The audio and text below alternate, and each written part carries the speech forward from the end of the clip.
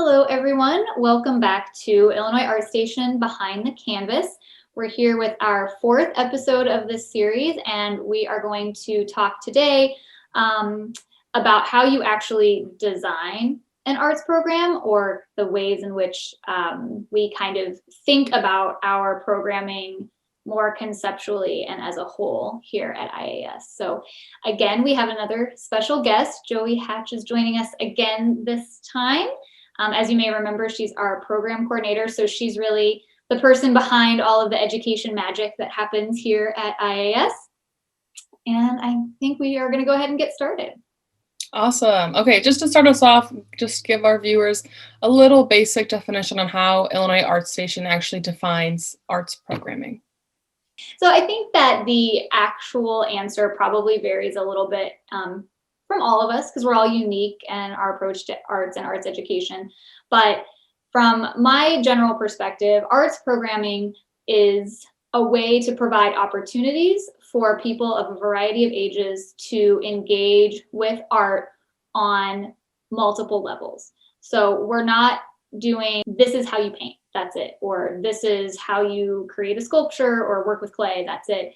It's what are some strategies you can take with you toward your creative practice? What are some themes or larger picture ideas that we can talk about in relation to art? And how does that extend over multiple sessions? So I think for me, that's where arts programming is extended, really. It's not an individual lesson. It's not maybe a singular engagement with art or art making. It's a more scaffold experience over the course of time. And so for us, it's really exciting when we have kids who participate in our programs many times, when they come to a lesson and they come back to a lesson and they come back to another lesson, because we can really see that sort of trajectory of our planning play out in the real world with real kids and their actual development. So for me, that's kind of a loose definition, but a way of thinking about it, kind of that scaffolded approach to the various ways that we humans and kids specifically interact with art and the creative process. Great, thank you. So our next question is, what elements are necessary or are needed for an Illinois Art Station program? Well, in order for any of our programs to be successful, we want to start with the best possible foundation. So we start with our program development, really. Once we have like an ideal foundation established, we can move forward with the next part, which is the lesson planning. Those are very different concepts. And then, once the lesson planning has gone through to find what we're going to need to be successful for the ideals of that program, then we look at art supplies that are going to be needed. How many people are going to need them? How much will that cost? And if necessary, is there another way to achieve the same results with other materials to make something that maybe has the same meaning, but is just done in a different manner? We also need to think about people power for everything that we do when we're planning to know how many people are going to be there, like participants, but how many people that are representing Illinois Art Station are going to be there, the staff, the GAs or volunteers, and what they can bring to the program, because their special skills are something that we need too. And so knowing who's going to be there and which special skills that they have can make each visit a real success. So we think about all of those things when we're thinking about all of our programs. Great. So what are some key considerations that go into planning a program? When we think about developing a new program, we're thinking about who our participants are, which school districts are they from, how old are they, what do they need from a visual arts program, what are they already getting at school that we can supplement with their arts programming, and how can we share a set of values with underlying focus and self-expression through visual arts.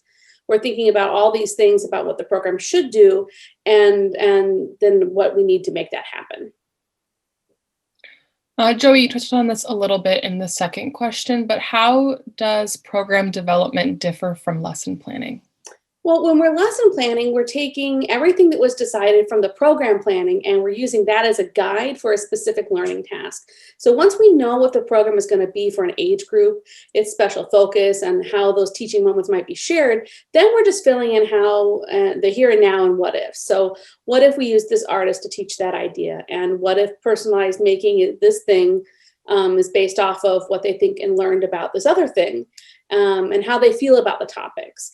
I think that probably the easiest way to define the difference between program development and lesson planning is that program development is like making a map and checking which roads will actually go where and making sure that everything lines up correctly.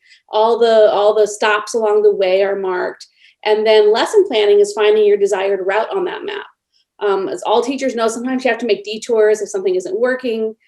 Or a new question arises, but the program development map has already planned for those questions and for those detours. So you just go back to the map and then you can find the best route back to your destination. So the program development is what feeds that lesson plan, and we can always go back to it if anything needs to be readjusted.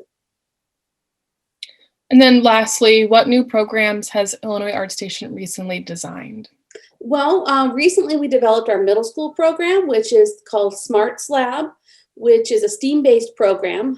Participants learn about and practice visual arts in a meaningful hands-on experience, but they also look at many other factors that lead to artwork being possible, like what historic knowledge is necessary for this artwork to have even been possible. How else has that knowledge been beneficial for other things? What scientific breakthroughs have been made possible through different things to lead up to where we are with this art. They're required to journal and write artist statements, and they do mathematical estimations and equations to achieve success. Every step of the way, they're working and planning and using a multi-subject based approach to make their piece of self-expression in art. And then we also have recently launched our teen program called Arts in Action. This program is a little different than our other programs because in this program, the teens are just as responsible for the direction of learning as we are. So the teens help choose a contemporary idea or a real world problem that they would like to focus on for the series, and we help facilitate those conversations and lead them in their art making based on their conversations and decisions throughout our time together. So the teens really are very responsible for what they're learning and how they're getting there. And at the end, they have their own pieces of self-expression that they made as well. Great. And just for our listeners, anyone who's interested in registering for one of our art programs or the two new art programs that Joey mentioned, there's a link to our website in our bio, so you can go there for more information. Great. Well, thanks, Joey, for joining us. Thanks for having me. This is a really fun topic and hard to talk about in 10 minutes, but I think it's really great to see kind of the bigger picture that we look at when we're thinking about all of our programming, and the ways that the education team here really look at the age groups that we work with to come up with sort of thematic based programs that really serve the need that's most maybe top of mind for that group or the most necessary at a given moment. Well, thanks again, everyone. If you have any questions about this particular topic that you'd like us to answer or ideas for future topics, you can put them in the comments or send us a message, and we'll be happy to talk about that at our next Behind the Canvas. Bye, everyone.